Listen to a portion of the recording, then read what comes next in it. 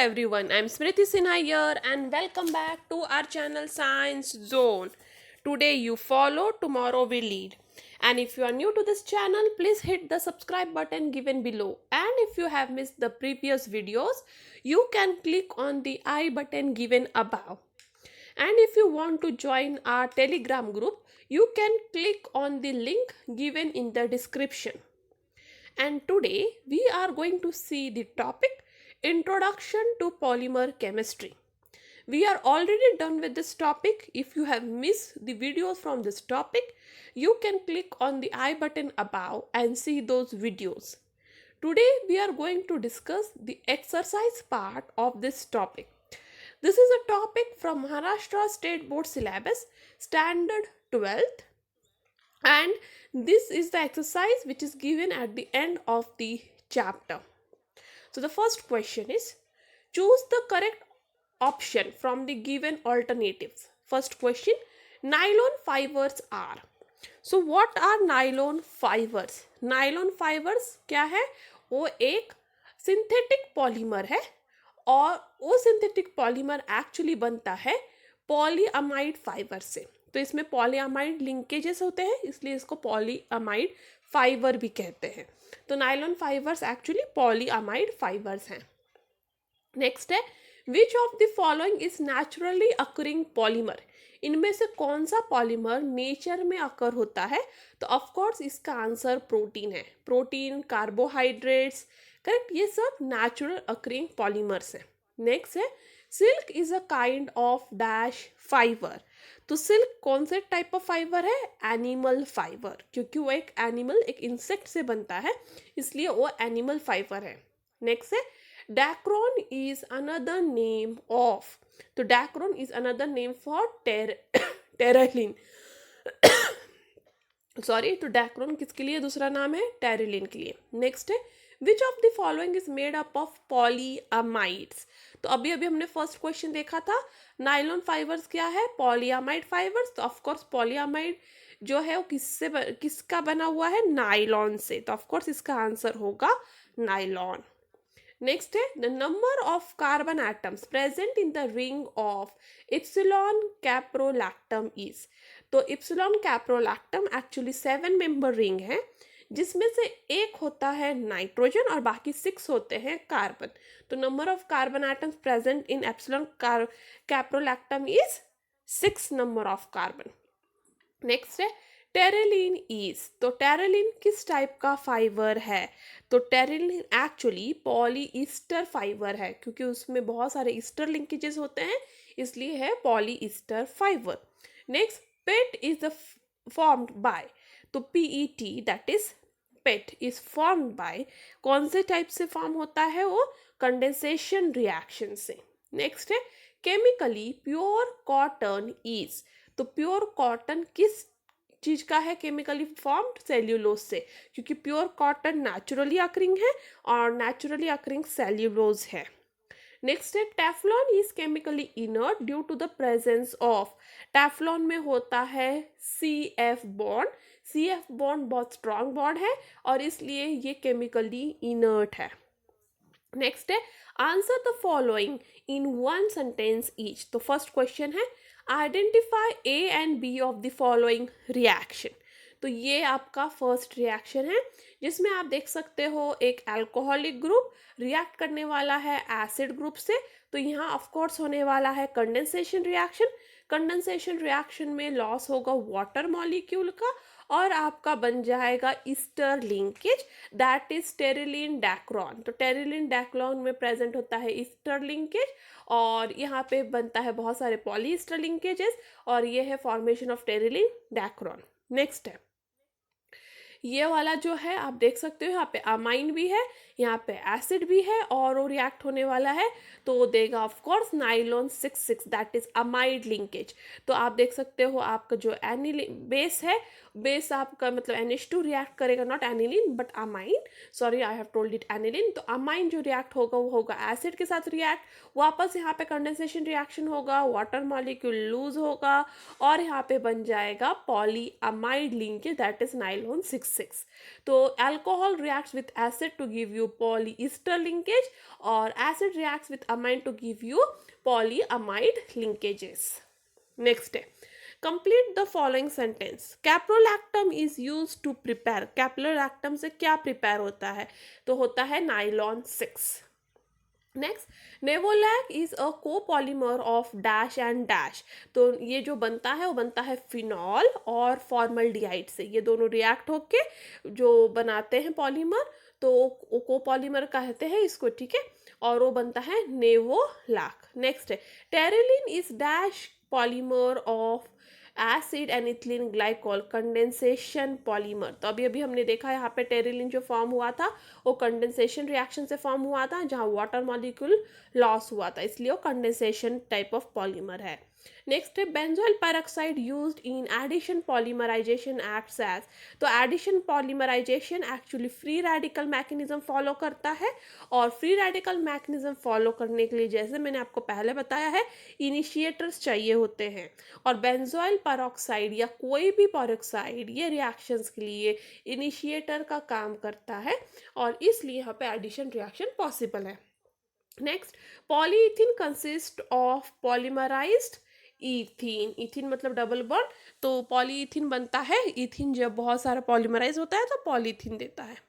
Next, draw the flow diagram to show classification of polymers based on type of polymerisation, तो यहाँ classification diagram है, तो basis on polymerisation में 3 types है, addition polymerization, condensation polymerization and ring polymerization, that is ring opening polymerisation, तो ये हो गया आपका flow chart. Next, write examples of addition polymers and condensation polymers, तो एडिशन पॉलीमर्स के एग्जाम्पल है polythene, Teflon, okay, polyacrylonitrile, polyvinyl chloride, ठीक है। कंडेंसेशन पॉलीमर्स के एग्जांपल है Terylene, nylon 66, bakelite, novolac etcetera.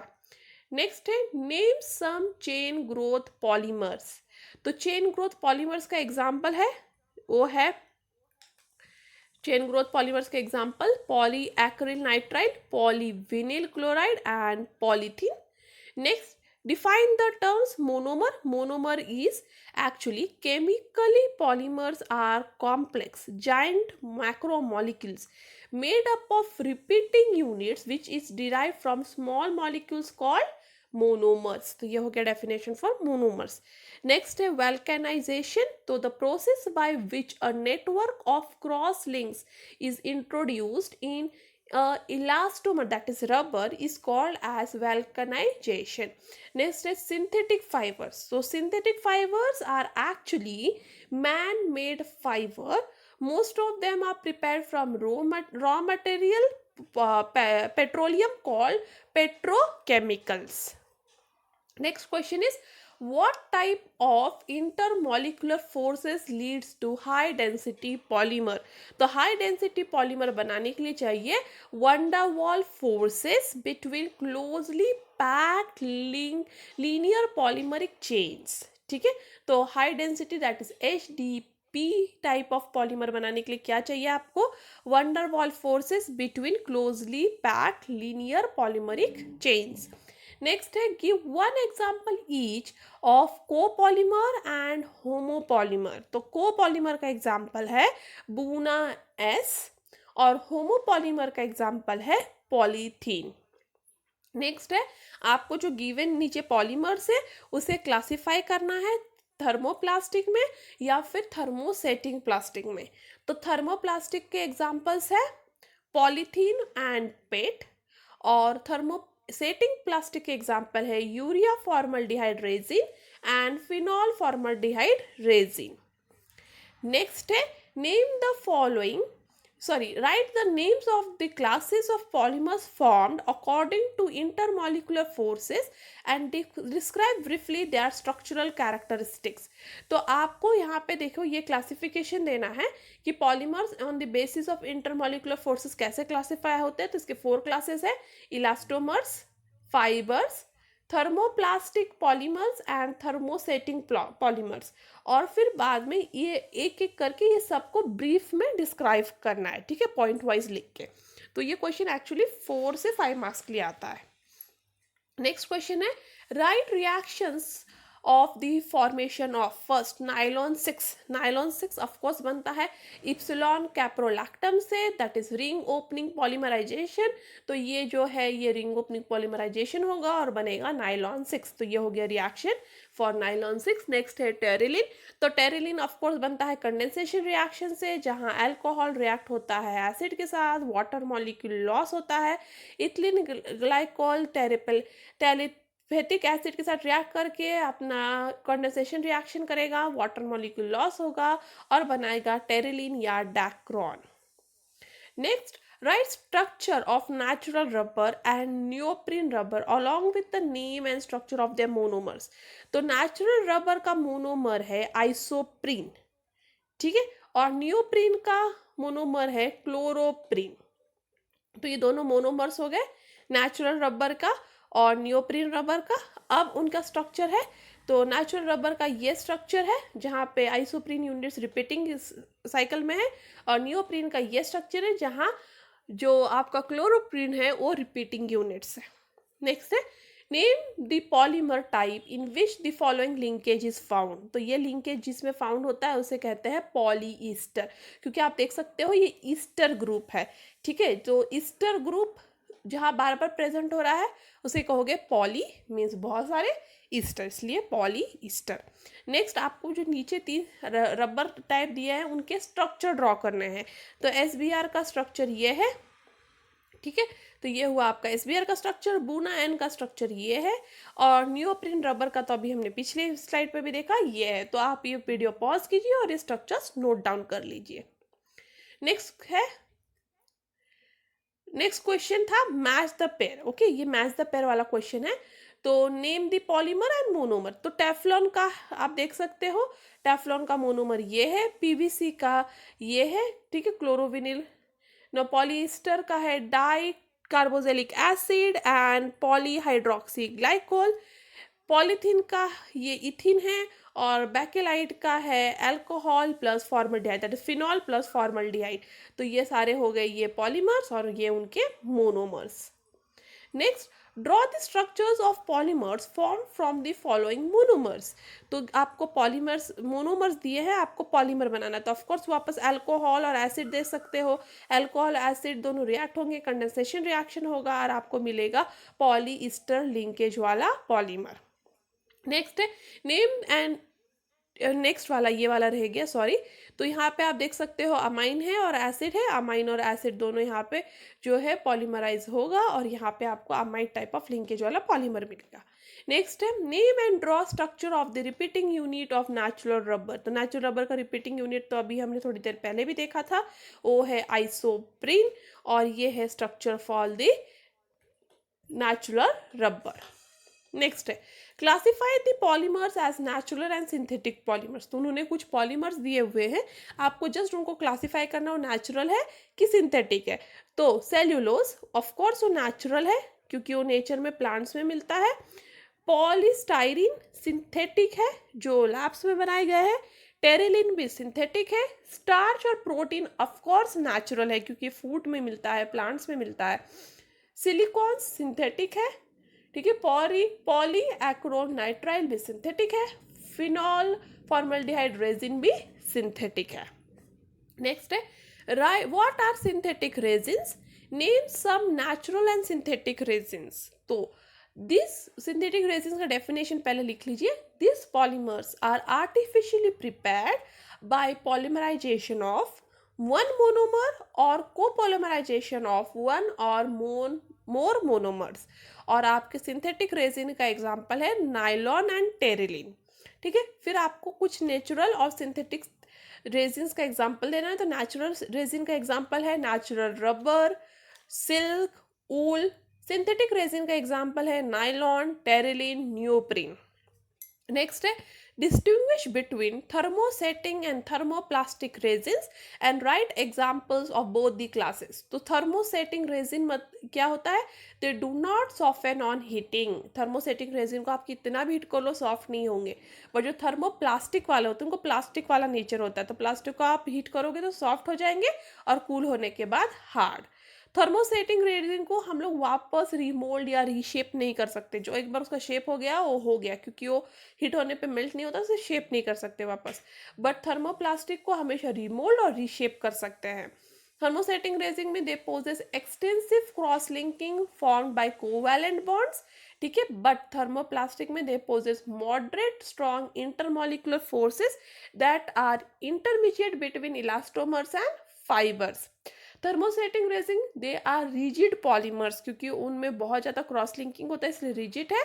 Thermoplastic rigid नहीं है, इसलिए हीट करने पे वो सॉफ्ट हो जाता है। थर्मोस्टेटिक रेजिन का एग्जांपल है Bakelite, urea formaldehyde resin. Thermoplastic resin का एग्जांपल है PVC, polythene and polystyrene.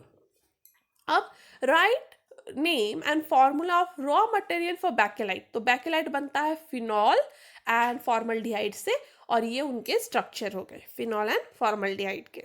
Next है identify condensation polymers and addition polymers from following. नीचे आपको कुछ एग्जांपल दिए, आपको पहचानना है ये कंडेंसेशन है कि एडिशन है। तो ए वाला एडिशन है, बी वाला एडिशन है, सी और डी कंडेंसेशन है, ठीक है। तो ये आप ऐसे पहचान सकते हो।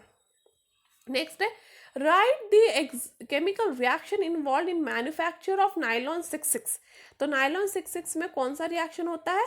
पहले एडिपिक एसिड रिएक्ट करता है हेक्सामेथिलीन डायामाइन के साथ, वहाँ पे कंडेंसेशन रिएक्शन होता है, लॉस ऑफ वाटर मॉलिक्यूल होता है और नाइलॉन सॉल्ट बनता है।